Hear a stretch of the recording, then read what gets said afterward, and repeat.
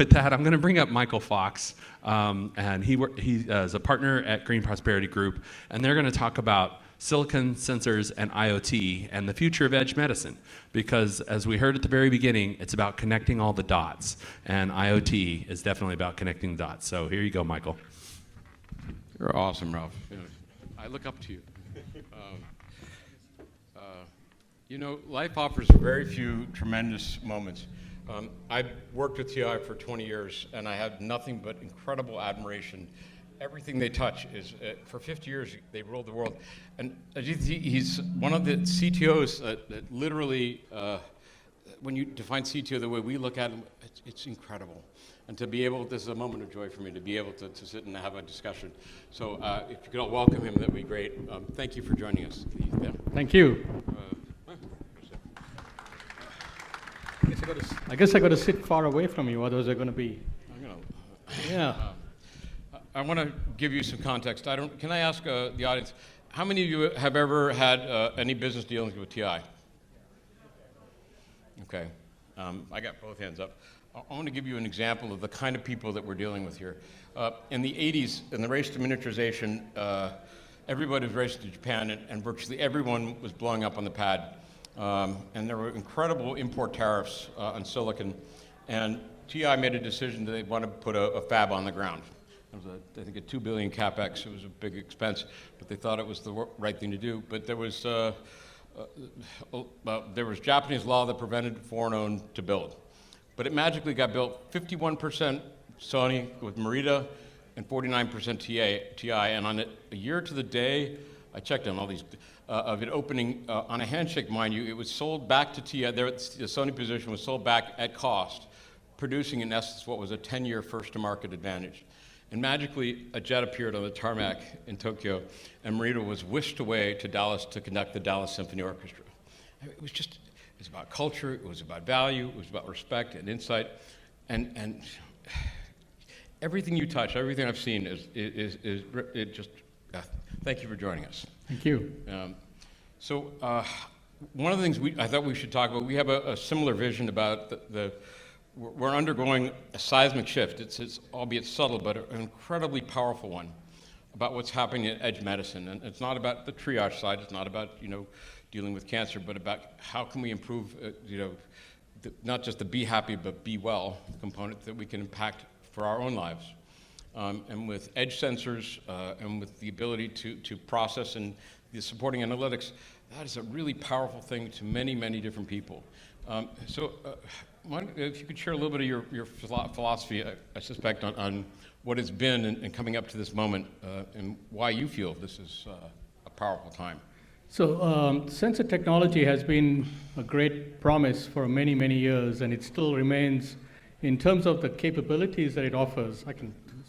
In terms of capabilities it offers, it still seems like it's a promise rather than a reality for a lot of us. And the challenges we have there really are in the ability to deliver to, let's say, in the medical area, the ability to deliver the kind of experience that people would like to have based on their knowledge of what, for instance, your iPhone or your smartphone can deliver in terms of what the other technologies that you have access to can deliver. But when it comes to some of these things like medicine, we are still kind of stuck back in the, I wouldn't call it the Stone Age, but certainly way back from where we could be. Automotive industries are in a very similar stage. Industrial manufacturing has very similar problems.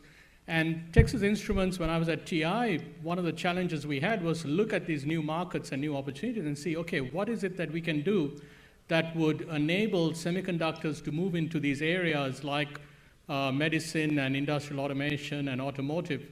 And that's really where we spend a lot of our time thinking about those things.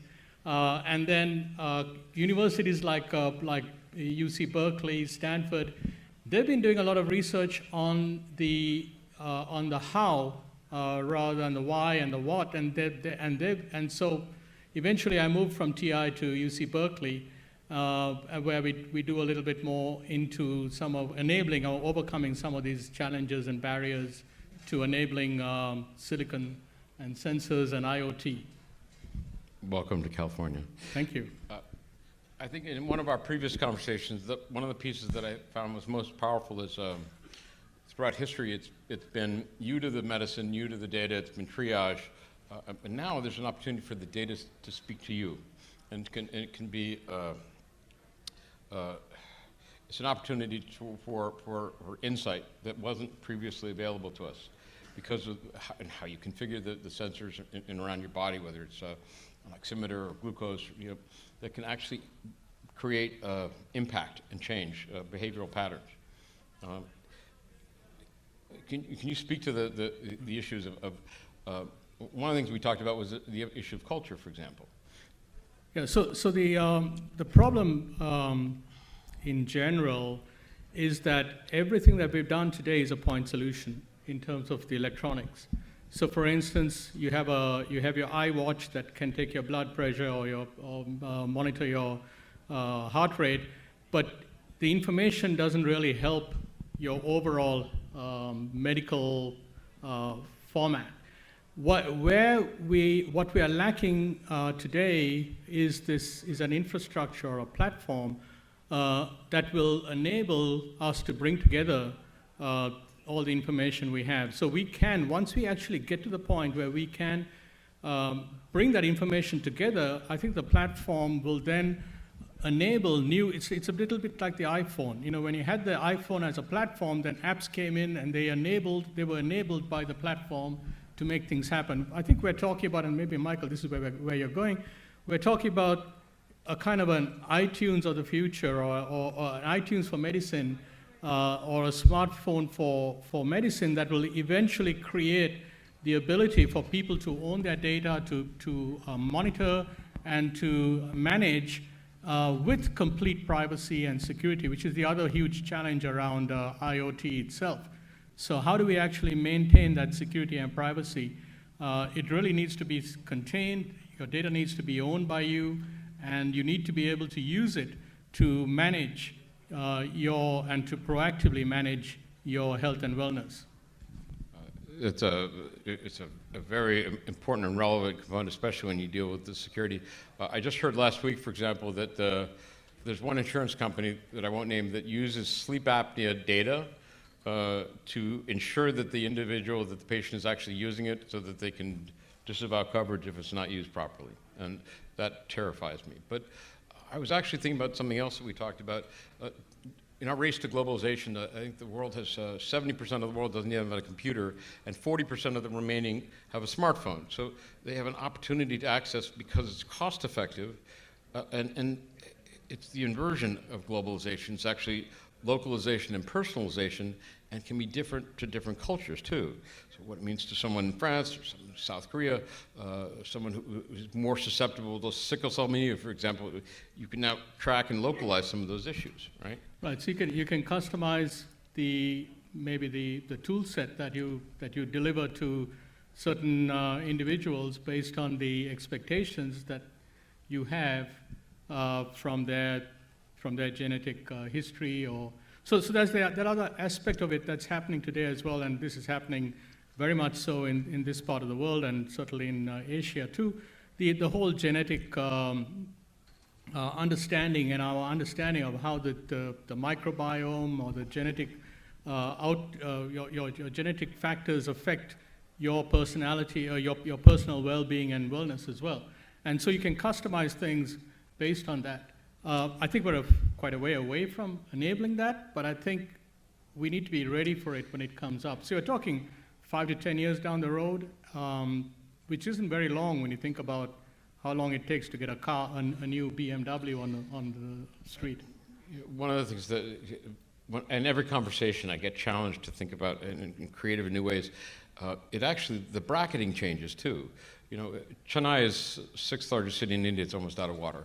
And every hotel that I've ever been in Asia always has bottled, you can't drink the water.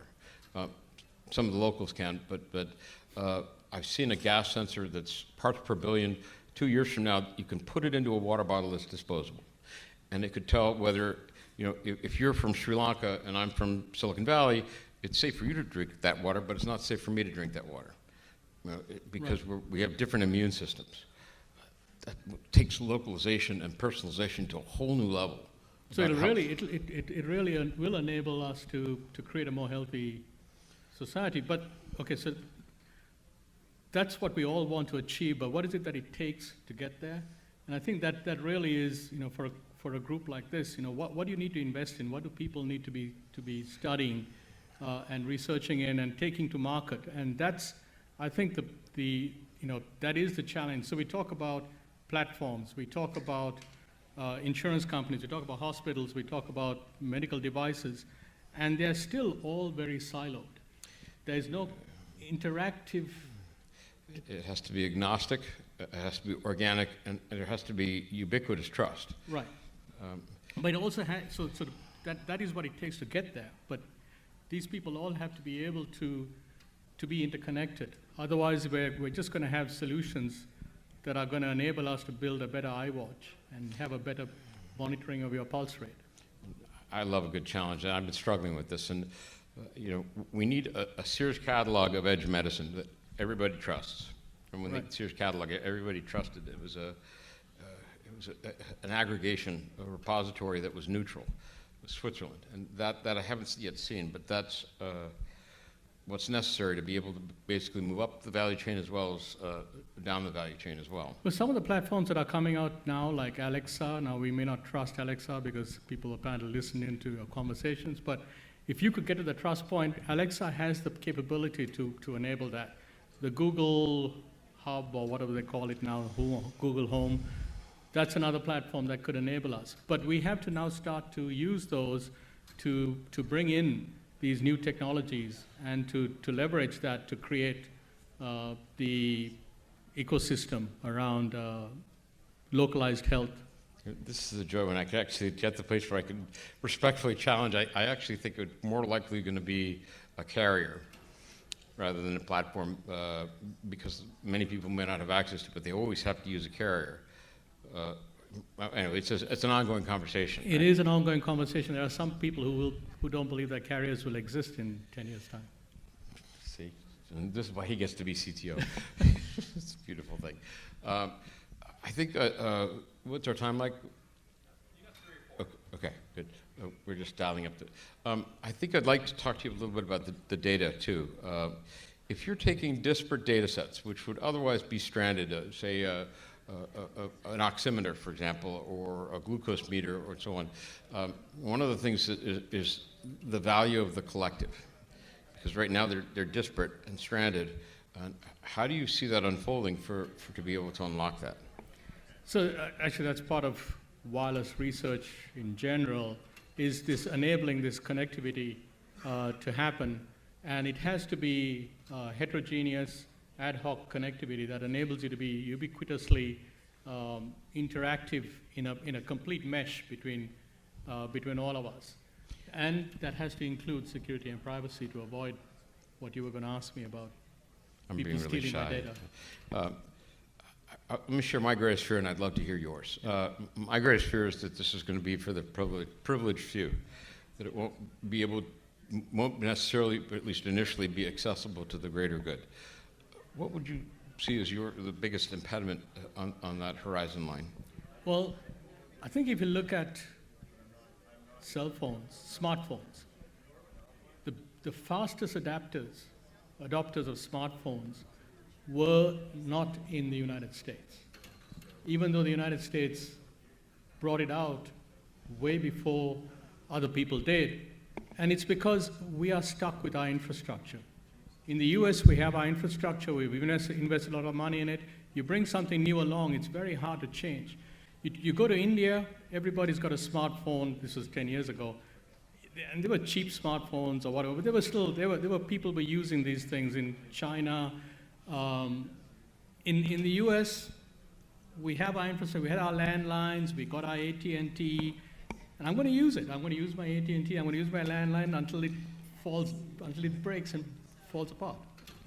To avoid being doom and gloom. I actually have a wonderful data point I hadn't yet had a chance to share with you. I saw a blood processing machine that doesn't require to do labs, that's actually battery powered, that one can actually do out in the field. And that kind of opportunity is transformative to really bring it out further and further to the edge. And it's not just for the privileged few, but for the...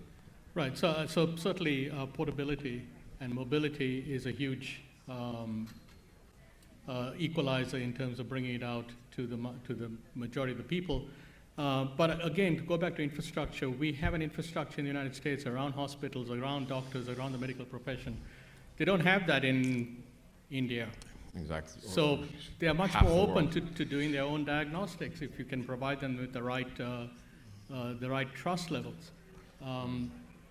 It'll enable the equalization of healthcare around the globe. So that's a possibility. Again, I think these are a long way down the road, but I think these are areas that we have to encourage and invest in today. I just want to take a moment to say thank you all for sharing. It's a moment of joy and a privilege to continue to chat. Welcome to my world. It's a wonderful place. Yeah. Thank you Very for the nice. time Thank and you very joining. much, Michael. Thanks, guys.